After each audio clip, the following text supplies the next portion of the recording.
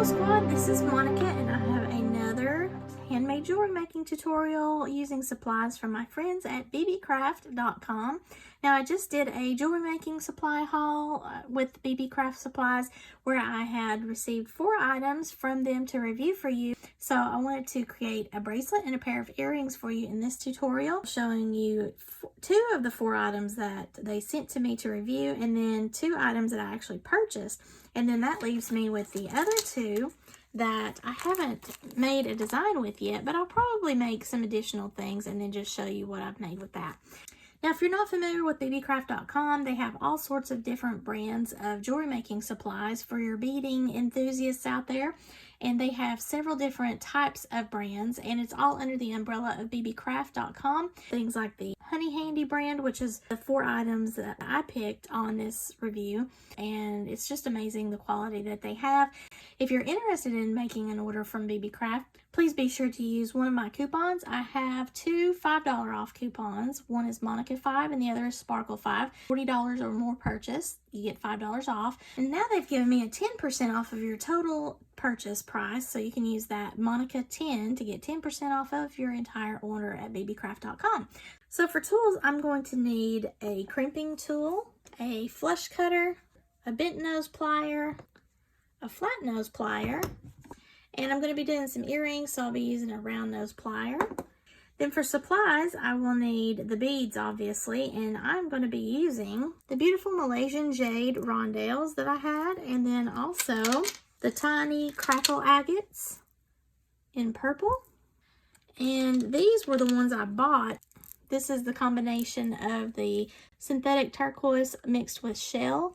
It's in like a resin composite there, so that is a beautiful bead. I love that. And then in order to put it all together, I'm going to use some pink bead stringing wire here. I just thought that would be kind of fun. As well as a split ring for one side of the closure and a lobster claw clasp. And then I'm going to be using some size 2 crimp tubes. I'll also have some silver tone bead caps, which are these here, and they're kind of a floral design. Then I'm going to be using these for the earrings, fishhook style ear wires. I'll also be using some crimp covers to make a more professional end to my design. Okay, so I'm using my little bracelet board to create the bracelet, and I've laid out a pattern. I do think that I'm going to shorten this pattern a little bit because I forgot that I needed to have the split ring. I put the center of my lobster claw clasp on the end line because that's anywhere kind of in the center of that is free game. And then I put the other end, which for me is the split ring, together, and you can see that that's almost 3/4 of an inch right there. But that is going to be included in the overall length of your bracelet. So if you're worried about trying to size this correctly or not, make sure that you incorporate whatever your clasping is going to be. I've measured out some wire. I usually always allow for 2 extra inches on either side of whatever I'm doing, whether it's a bracelet or a necklace. So in total, I'm going to do, that'd be 9, 10, 11 and a half. So I'm just going to go ahead and do 12 inches of my bead stringing wire just to be on the safe side and cut this off. I always go ahead and finish one of my ends before I start feeding on any beads. I put on the size 2 crimp tube, and I prefer the tubes. They're longer than the crimp bead, and I just feel like that they are more secure whenever I go to crimp them because they're holding a little bit longer surface instead of those little teeny tiny crimp beads. So I'm going to take my wire and go up, over, and around the loop of the lobster claw clasp. Then I'm going to give it a pinch and kind of push my crimp tube down. And now I have to use my thumbs here. Now, as it starts to cross, that's what you do not want. So I usually try to keep my thumb on the wire as I'm moving that crimp tube down. I'm going to take my crimp pliers and put that in the back jaw. Give that a squeeze. That has now made a U shape. I'm going to come over the top of that and put it in the front part of my jaws and give that a squeeze, and that has closed my crimp, or closed the sandwich as I like to say. Then I'm just going to take my bent nose pliers and come on either side of that and give that a squeeze just to be sure that that's nice and crimped. And that also helps when you've got a thicker bead stringing wire as well. I like to leave the tail on. I don't like to cut it off because I just cover it up with my beadwork. But you have to be mindful of what beads that you've got on the end of your design. But it'll go over 2 pieces of wire as opposed to 1. So that's just something that you need to keep in mind depending on the circumference of the wire that you're using. Now this wire that I'm using is 49 strands, and it's also coated in nylon. This is something that might be a little bit thicker than usual. If you're using the 7 strand or the 19 strand kind of bead stringing wire, you won't have as much of a thickness issue, but either way, just make sure that it goes through the last bead in order to do what I'm doing here to cover it up. I just feel like it's a little bit more secure doing it that way.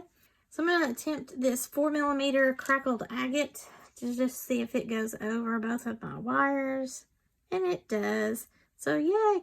If you're using some kind of really small hold seed bead or something like that, you want to just double check before you start really getting attached to a design. I'll go ahead and now string on all of the beads. Then we'll finish the other end of the bracelet with the split ring, and then that will be the bracelet. So we have this, and as I go along here, I want to be able to cover up the tail. So I'm just going to wiggle that right over the top, kind of wiggle everything around, because I don't want that tail to be stuck out, and if it moves again, I'll just readjust it.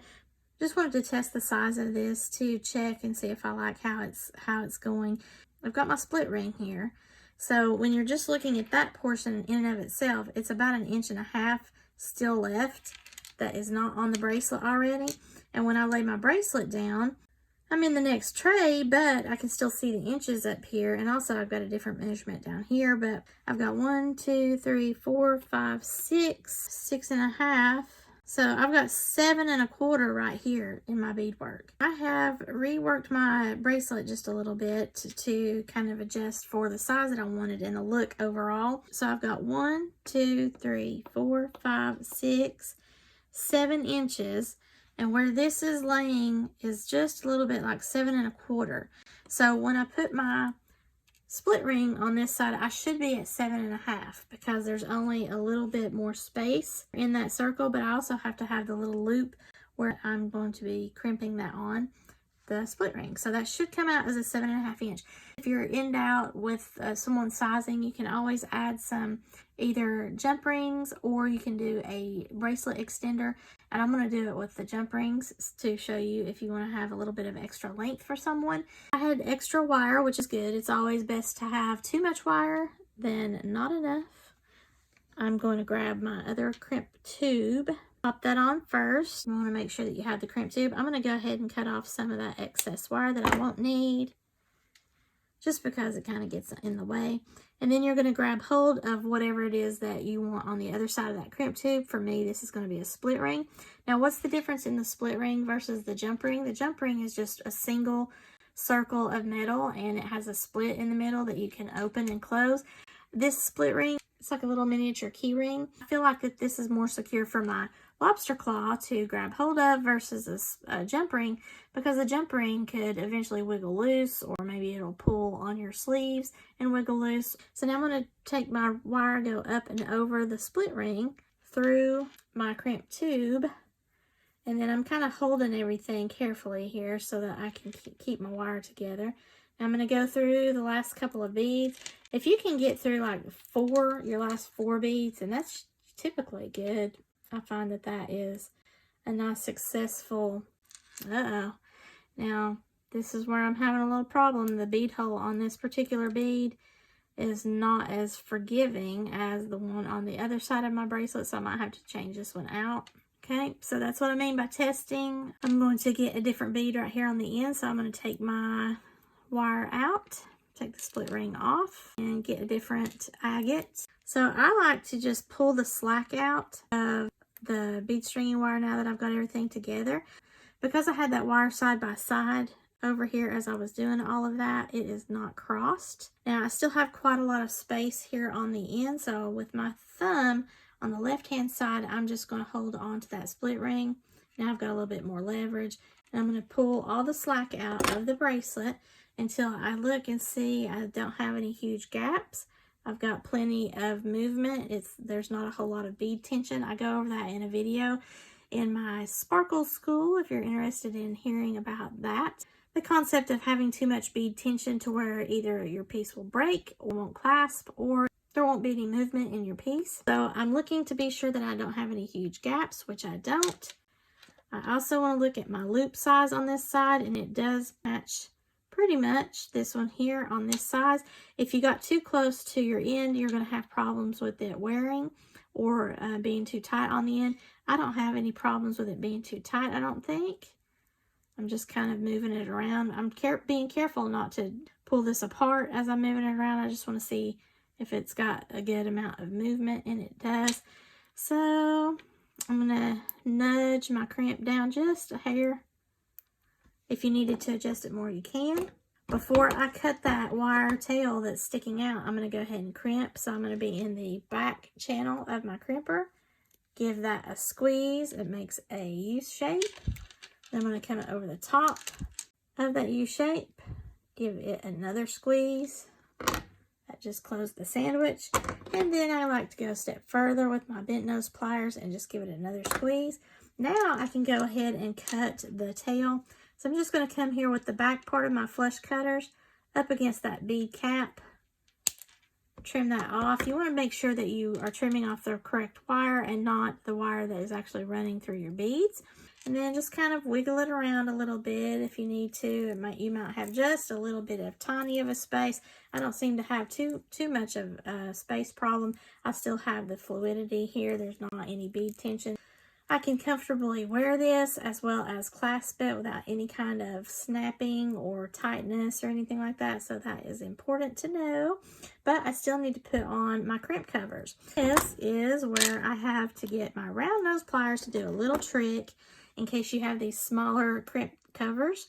Sometimes it is a little bit cumbersome to get your crimps into the crimp cover. So I usually just take my round nose pliers and I give it a squeeze.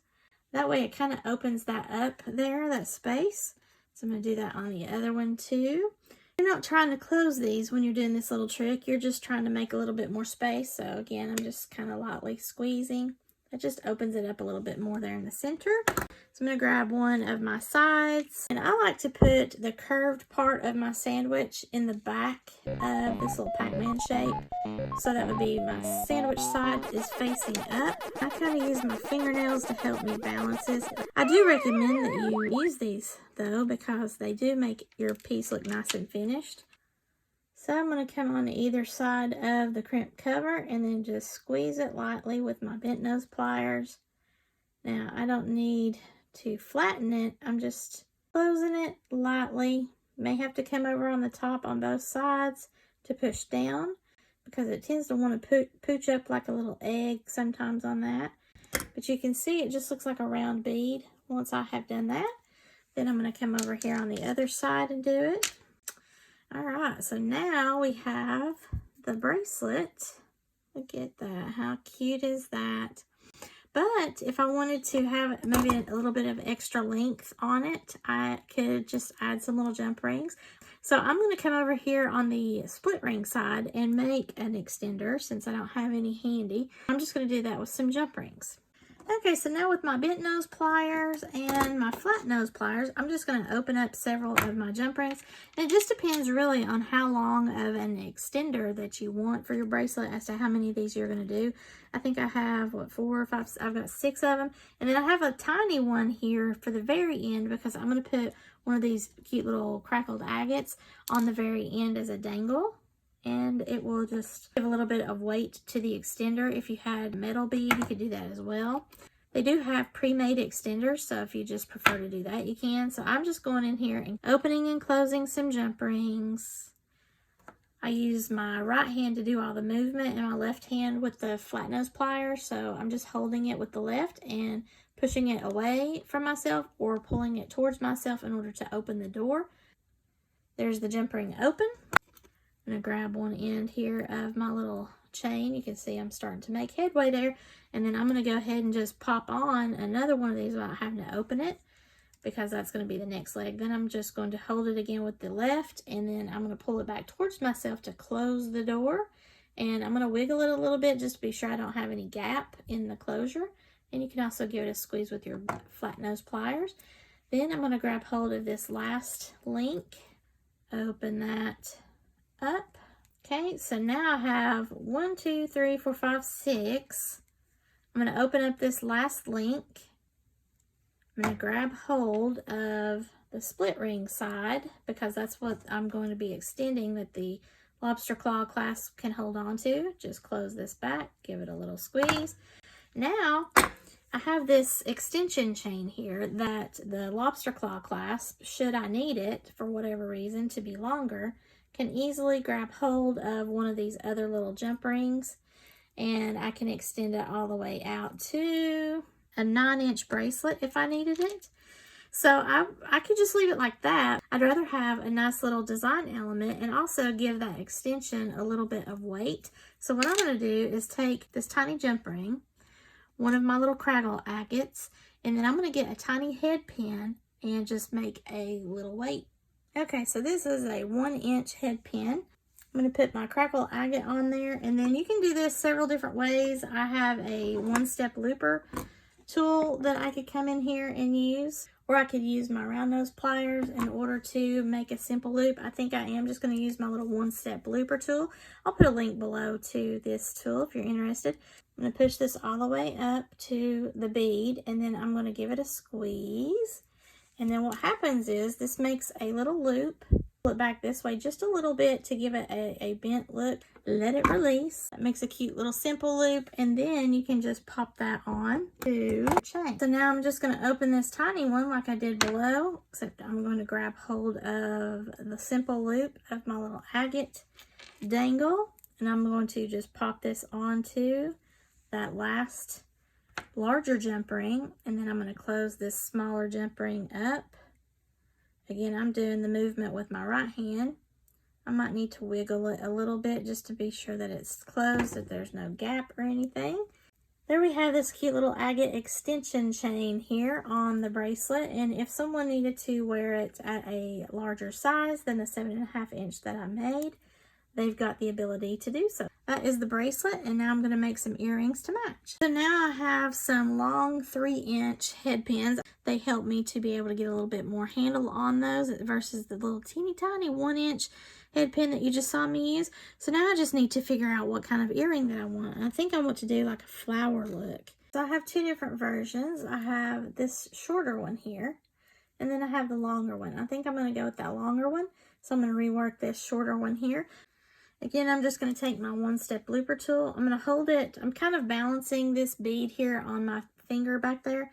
I'm going to feed this wire through, and then there's a little hole there. I'm going to put that agate all the way up to the tool itself, and then I'm going to give it a squeeze. I want to be sure that nothing is too loose down here or too tight, and I don't want to break that stone bead, but give it a squeeze. And then, because I have more leverage on this now, I'm just going to kind of lightly pull that back, which breaks the neck, so to speak, on that simple loop. There you have it. Now, the reason why I did this and not a wrap loop is because everything is going to be the same no matter which way the beads turn. I'm not looking to have a flower or a face or anything like that front facing. I'm going to give this a little squeeze with my bent nose pliers just in case you had any kind of gap because you don't want your earring to come off. So I'm going to go ahead and mimic that same earring, and then we should be able to put them on the ear wires. So I have my ear wire, and I like to turn it upside down and find which side it's split, which is this one. I'm going to pull this towards myself so that I've got something to grab my earring, pop that earring on, and then I'm just going to use my bent nose pliers to close the door again. Just give it a squeeze with the bent nose plier, and you may need to squeeze it this way just slightly because you don't want to over squeeze and cause a problem. And then there is my earring.